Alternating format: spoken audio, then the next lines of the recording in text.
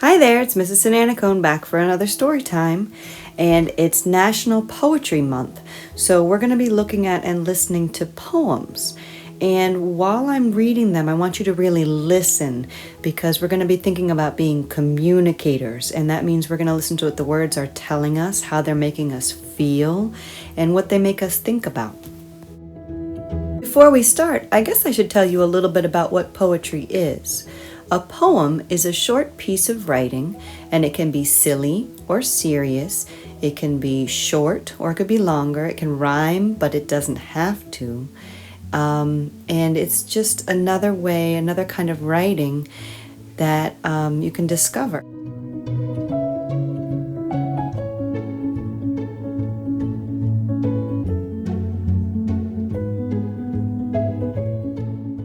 I'd start out with some poems about poetry, and they come from this book, I Am the Book, poems selected by Lee Bennett Hopkins, illustrated by Yayo. And this one is called Poetry Time by Lee Bennett Hopkins. It's poem o'clock, time for a rhyme, tick-tock, ding-dong, bing-bong, or chime. Poems are wistful, wish-filled, sublime.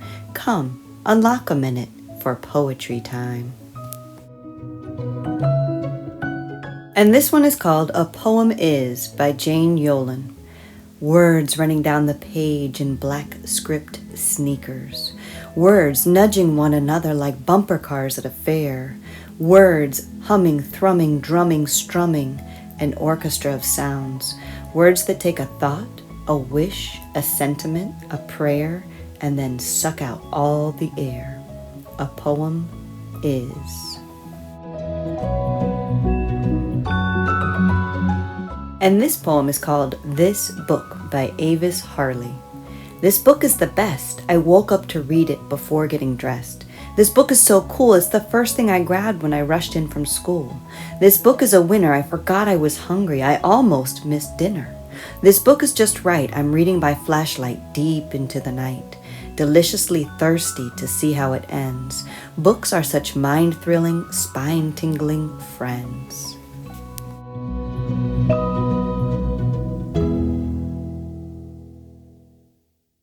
And these next poems are about the library. I love the library, and a library is such a great place to find books of poetry so you can try them out and see what you think. It's also Library Month, so we've got to celebrate. And these poems come from Jumping Off Library Shelves, a book of poems selected by Lee Bennett Hopkins and illustrated by Jane Manning. And this one's called I'd Like a Story by X.J. Kennedy. I'd like a story of ghosts on gusty nights, wild island ponies galloping with manes that wave like kites. A book that knows the lowdown on what to feed giraffes. A book of nutty nonsense that's nothing much, just laughs. A book to read to find out how basketball stars shoot. Why dinosaurs all died out. What do computers compute?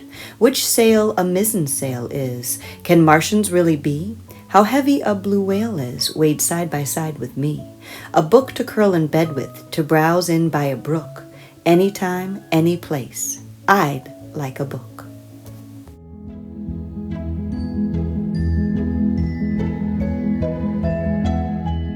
This next one is called Book Pillows by Amy Ludwig Vanderwater. With my head on a book, I dream of a place where a pig loves a spider. I dream of a face high in a tower with ropes of hair falling. When books become pillows, stories come calling. Wild things on a rumpus, fat evil kings, boy wizards, girl witches, horses with wings. Stars shine on shelves as I rest my full head on book after book, each dream I once read.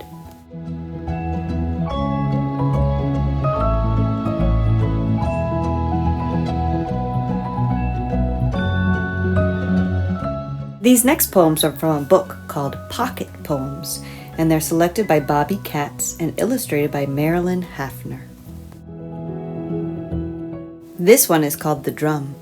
Daddy says the world is a drum, tight and hard, and I told him I'm gonna beat out my own rhythm. By Nikki Giovanni.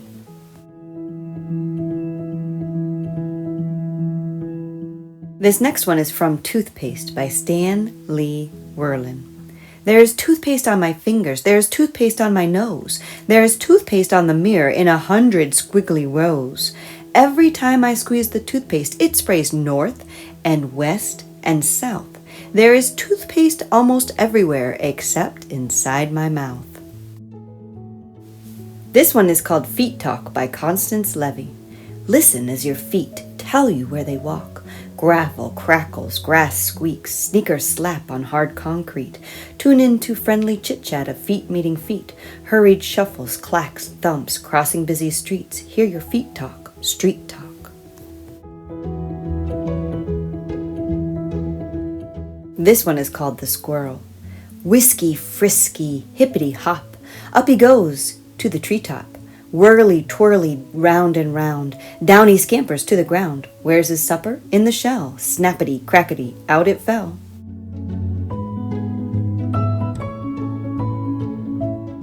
These next poems are from A Light in the Attic, and they're poems and drawings by Shel Silverstein. And I love him because he's so silly and his rhymes are wacky. I hope you like them too. The first one's called How Not to Have to Dry the Dishes. If you have to dry the dishes, such an awful, boring chore. If you have to dry the dishes instead of going to the store. If you have to dry the dishes and you drop one on the floor, maybe they won't let you dry the dishes anymore.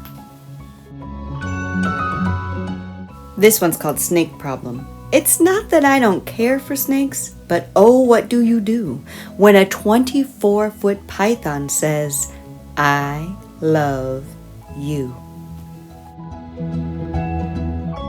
This one's called Homework Machine, and I always wished it was a real thing when I was your age. The homework machine, oh the homework machine, most perfect contraption that's ever been seen. Just put in your homework, then drop in a dime, snap on the switch, and in 10 seconds time, your homework comes out quick and clean as can be. Here it is, 9 plus 4, and the answer is 3. 3? Oh me, I guess it's not as perfect as I thought it would be. This one is called The Sitter.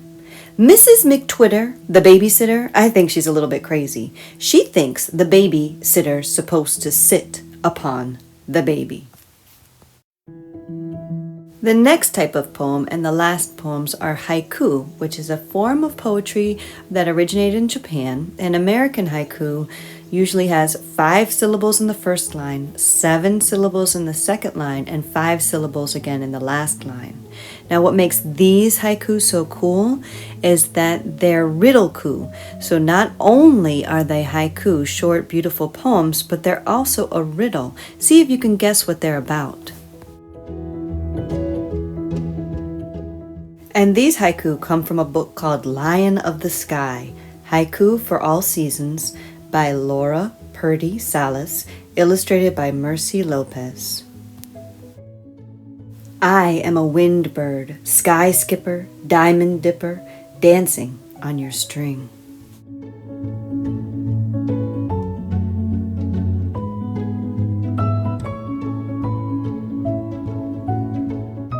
Twigs, sticks, mud, feathers. I'm a closely woven home for cheap, chirping chicks.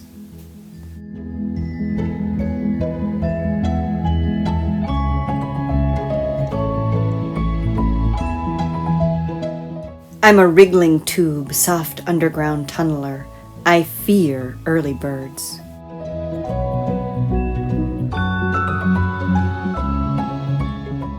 I'm a yellow train, carrying thoughts from your brain to the waiting page.